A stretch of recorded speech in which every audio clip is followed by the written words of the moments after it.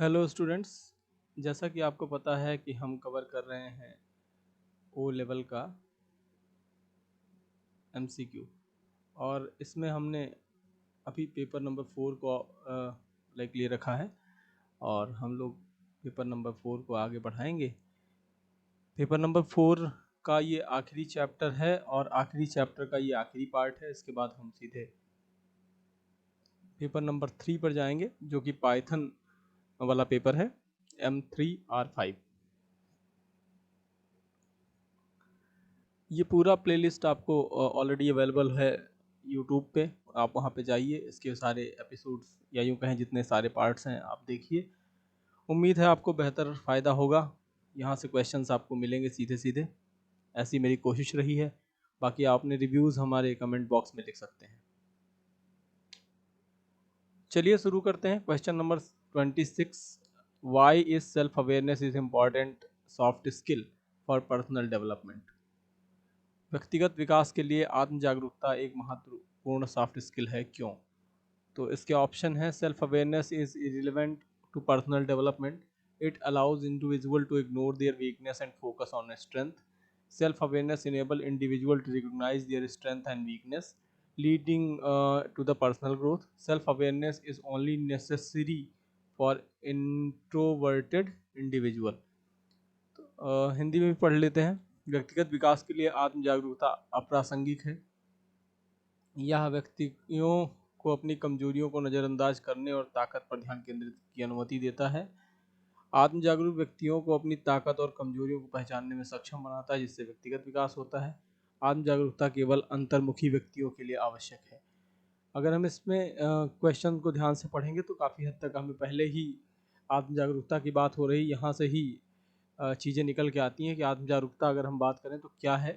तो सबसे बड़ी बात है कि आपकी जो स्ट्रेंथ है ना, और आपकी जो वीकनेस है उनको पहचानने में सक्षम हो जाएं आप, ताकि आपका पर्सनल डेवलपमेंट हो सके। तो इस लेवल पे अगर हम पढ़ें तो ऑप्शन नंबर सी जो है वो सबसे सटीक लग रहा है, इसलिए हम लोग सी पर जाएंगे।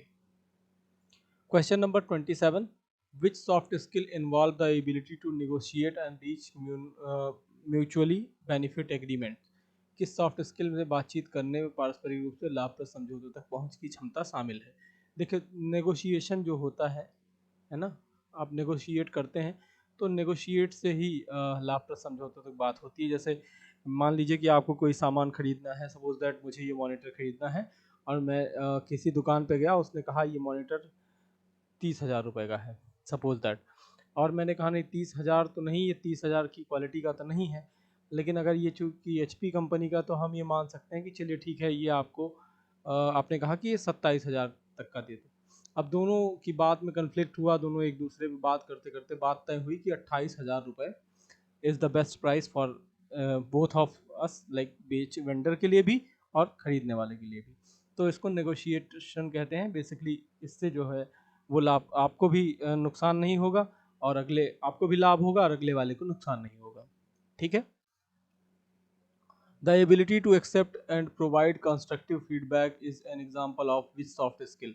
रचनात्मक प्रतिक्रिया स्वीकार करने और प्रदान करने की क्षमता किस सॉफ्ट स्किल का उदाहरण है?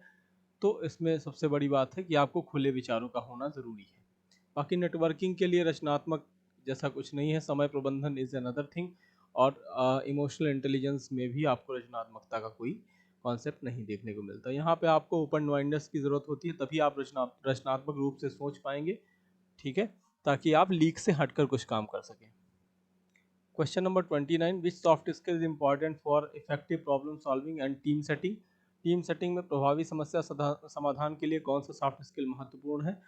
तो अभी मैंने कल भी इस बारे में बात करी थी कि क्रिटिकल थिंकिंग जो है ये बहुत महत्वपूर्ण चीज़ है, कि आपको क्रिटिकल थिंकिंग रखनी होगी, ताकि आप जो जैसे सब सोच रहे हैं, जिस दिशा में सब जा रहे हैं, उस दिशा से हट के थोड़ा सा आप दाएं बाएं जाके उस दिशा से थोड़ा हट के सोच सकें। आप उससे किसी भी प्रॉब्लम को सॉल्व करने के लिए और बेहतर तरीके से सोच सकें, या किसी और दूसरे दायरे में जाके सोच सकें, तो उसको आप बोलते हैं critical thinking. Question number 30, why is adaptability is important soft skill in the work place. कार्यस्थल में अनुकूलनशीलता एक महत्वपूर्ण सॉफ्ट स्किल क्यों है? Adaptability is not relevant on the work place. दूसरा है it allows individual to resist change and maintain routine. Adaptability enable individual to thrive their dynamic work environment and handling unexpected challenges. Adaptability is most only important for employ creativity field. तो only important की बात हो जाती है, वरना ये भी सही होता. वैसे यहाँ पे आपको ऑप्शन नंबर सी सही देखने को मिलेगा. तो ये बात आप ध्यान रखेंगे. क्वेश्चन नंबर 31 पर चलेंगे. Which soft skill is involve the ability to remain calm and compose under pressure. ठीक है, काम एंड कंपोज अंडर प्रेशर में मुझे एक नाम याद आता है, आपको उम्मीद है याद आ ही जाएगा अगर आप क्रिकेट थोड़ा बहुत देखते हैं, वो है MS धोनी का. तो इसमें रेजिलियंस रिसाइलेंस की बात होती है. मतलब आपका प्लान ए नहीं काम कर रहा. किसी इंटरव्यू में मैंने देखा था कि धोनी के पास 3-4 प्लान ऑलरेडी रेडी होते हैं कि if first is not working go with the second, if second is not working go with the third, if third is not working go with the fourth one. तो इसी को कहते हैं resilience या यूं कहें लचीलापन. ठीक है, तो ये सॉफ्ट स्किल आपको ज़रूरत पड़ेगी. Which soft skill is crucial for bonding report and trust with others. दूसरों के साथ संबंध और विश्वास बनाने के लिए कौन सी सॉफ्ट स्किल. तो इसमें सीधी सी बात है, आपको इमोशनल इंटेलिजेंस की ज़रूरत पड़ेगी, क्योंकि इमोशंस से ही आपके लाइक यूँ कहें कि आपके बाइंडिंग बढ़ेगी, है ना, और तो साथ साथ आपकी आप पे कोई रिलायबिलिटी रखेगा. Question number 33. The ability to manage time effectively helps in. समय को प्रभावी ढंग से प्रतिबंधित करने के लिए इनमें से करने की क्षमता इसमें मदद करती है. तो पहला है तनाव और चिंता बढ़ाना, टालम टोल और समय सीमा छूट जाना, कार्यों को प्राथमिकता देना और समय सीमा को पूरा करना, कार्यों को नज़रअंदाज करना और जिम्मेदारी से बचाना. तो यहाँ पे अगर हम बात करें कि हम क्या करते हैं, प्रायोरिटाइज करते हैं अपने टास्क को और उसके बाद उसको डेडलाइन के अंदर पूरा करने की कोशिश करते हैं. कई बार डेडलाइन चूकती है, लेकिन आप ये ध्यान रखें कि आपको प्रायोरिटाइज करना होगा कि कौन सा काम आपको पहले करना है. तो इससे क्या होगा कि आपके पास एक टाइम लिमिट रहेगी, लाइक आपको पता रहेगा कि आप कितने समय में आपको क्या करना है. Question number 34. Which soft skill involve the ability to manage expression one's emotions appropriately. किस सॉफ्ट स्किल में किसी की भावनाओं को उचित रूप से प्रबंधित करने और व्यक्त करने की क्षमता शामिल है. तो ये इमोशनल इंटेलिजेंस ये भी है, मैंने आपको पहले ही बता रखा है. Question number 35. Which soft skill is a crucial for bonding effective productive terms productive teams. तो टीम के निर्माण के लिए कौन सी चीज़ है, इसमें भी आपको इमोशनल इंटेलिजेंस ही देखने को मिलेगा, क्योंकि जब एक दूसरे के साथ आपका कम्युनिकेशन अच्छा रहेगा, एक दूसरे से आपका जुड़ाव अच्छा रहेगा, तो ऑब्वियस सी बात है कि आपको लाइक आपका काम अच्छा होगा. Question number 36. Which is a active listening important for communication. कल देखिए हमने इंपॉर्टेंस बताई थी एक्टिव लिसनिंग की, कि कोई बोल रहा है उसे आप ध्यान से सुने, और इससे क्या होगा कि जो स्पीकर है, ठीक है, उसको लगेगा कि उसकी बात सुनी जा रही है, और अगर आप उसका बेहतर रिस्पॉन्स करते हैं, मतलब पॉजिटिव या निगेटिव जो भी आप रिस्पॉन्स करें, उसको ये लगेगा एटलीस्ट कि आप उसी की बात को समझ रहे हैं. ठीक है, तो यहाँ पे active listening allow individual to dominate conversations नहीं. Active listening ensure that messages are misunderstood, ये भी नहीं. It demonstrate respect and understanding for the speaker message, हाँ ये सही है. तो यहाँ पे सी ऑप्शन सही है. Question number 37. Which soft skill is important for managing conflict and fostering positive relationship. संघर्ष को प्रबंधित और सकारात्मक रिश्तों को बढ़ावा देने के लिए कौन सी सॉफ्ट स्किल महत्वपूर्ण है. तो ये भी आपको इमोशनल इंटेलिजेंस की बात होगी. देखिए जब रिलेशनशिप्स की बात आए, बॉन्डिंग की बात आए, तो आप आंख मूंद के इस पर टिक कर सकते हैं. The ability to understand and adapt the different communication style in example of which soft skill. विभिन्न संचार शैलियों को समझने अपनाने की क्षमता किस सॉफ्ट स्किल में है. तो अगर हम इसकी बात करें, यहाँ भी आपको इमोशनल इंटेलिजेंस ही देखने को मिलेगा. Which soft skill involve the ability to identify and emphasise with emotions of others. किस सॉफ्ट स्किल में दूसरों को भावनाओं को पहचानने और सहानुभूति रखने की क्षमता शामिल है. इसमें भी इमोशनल इंटेलिजेंस आपको देखने को मिलेगा. ठीक है, which soft skill is essential for building trust and rapport with the colleague and clients. तो ये क्वेश्चन भी आपको देखने को मिलेगा कि अगर आप सहकर्मियों के साथ विश्वास और तालमेल की बात करेंगे, तो यहाँ भी इमोशनल इंटेलिजेंस ही देखने को मिलेगा. The ability to manage and resolve conflict positively contribute to. संघर्षों को प्रबंधित और हल करने की क्षमता सकारात्मक योगदान देती है. तो इसमें आपको मिलेगा improve like team dynamics and cooperation. आप जितना बढ़िया कोऑपरेट करेंगे, है ना, जितने बढ़िया आपकी टीम होगी, जितना अच्छा आप कोऑपरेट करेंगे।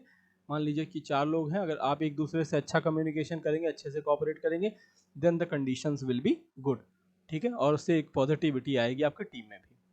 विच soft skill involve the ability to effectively impress one's idea and thought, ठीक है, किसी विचार और विचारों को प्रभावी ढंग से व्यक्त करने की व्यक्तिगत क्षमता किसमें होती है, तो ये होती है कम्युनिकेशन में।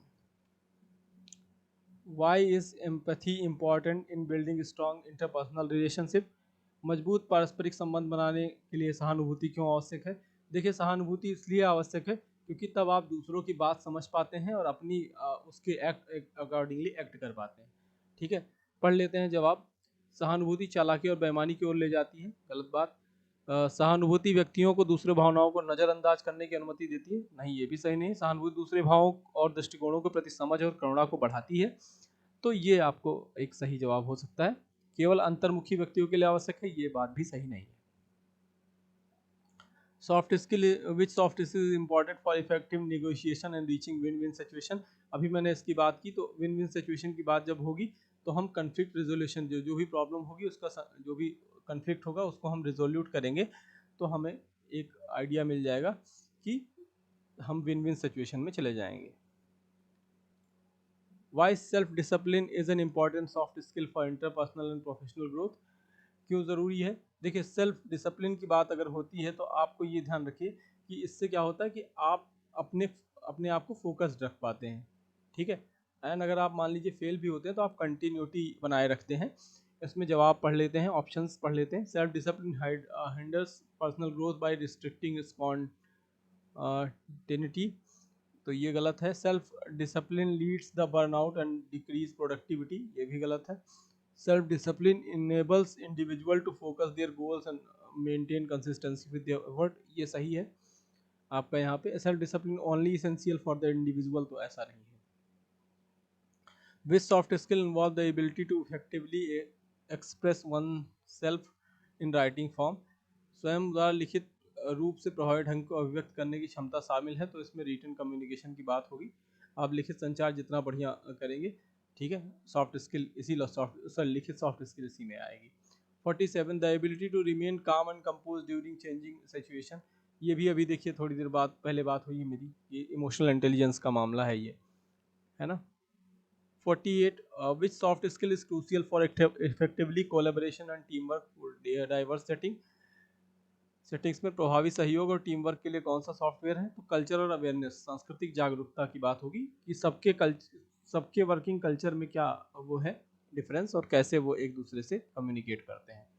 Y is feedback important for personal and professional development, व्यक्तिगत और व्यवसायिक विकास के लिए महत्वपूर्ण क्यों है, तो answer will be C. Feedback जो है वो मूल्यवान अंतर्दृष्टि और सुधार के क्षेत्र को प्रदर्शित करता है। आप हिंदी में ना पढ़ के इसको अगर इंग्लिश में पढ़ेंगे तो और ज़्यादा बढ़िया क्लियर होगा। Feedback provide valuable insight on area of the improvement, की कहाँ कहाँ इम्प्रूवमेंट हो सकती है, इस बात को क्लियर करता है। Question number 50, which soft skill involve the ability to understand and interpret non verbal cause in communication, गैर मौखिक संकेतों और समझने की व्याख्या कौन करता है, तो इसमें भी आपको इमोशनल इंटेलिजेंस देखने को मिलेगा, क्योंकि बाई इमोशनल इंटेलिजेंस ही आप इन चीज़ों को समझ सकते हैं, ठीक है। तो ये क्वेश्चंस थे 50, आपको उम्मीद है पसंद आए होंगे। आई थिंक एक स्लाइड यहाँ पे छूट गई है, चलिए फिर मैं बोल दे रहा हूँ आपको वैसे ही। तो थैंक्स फॉर वॉचिंग हियर, और अगली बार जब हम लोग मिलेंगे तो हम लोग पेपर शुरू करेंगे पाइथन का। एक सेकेंड, मैं यहाँ पे एक स्लाइड और ऐड कर ले रहा हूँ ताकि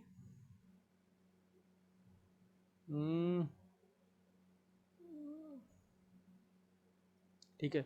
तो थैंक्स फॉर वॉचिंग, ठीक है। अगर ये आपको समझ में आ रहा है तो do subscribe and like and share, जो भी है, ठीक है, वो सारा काम कीजिए। और साथ साथ आप देखते रहिए हमारा जो सीरीज है M3R5 आने वाला है कल से, ठीक है। तो अभी के लिए यहीं तक, मिलते हैं कल।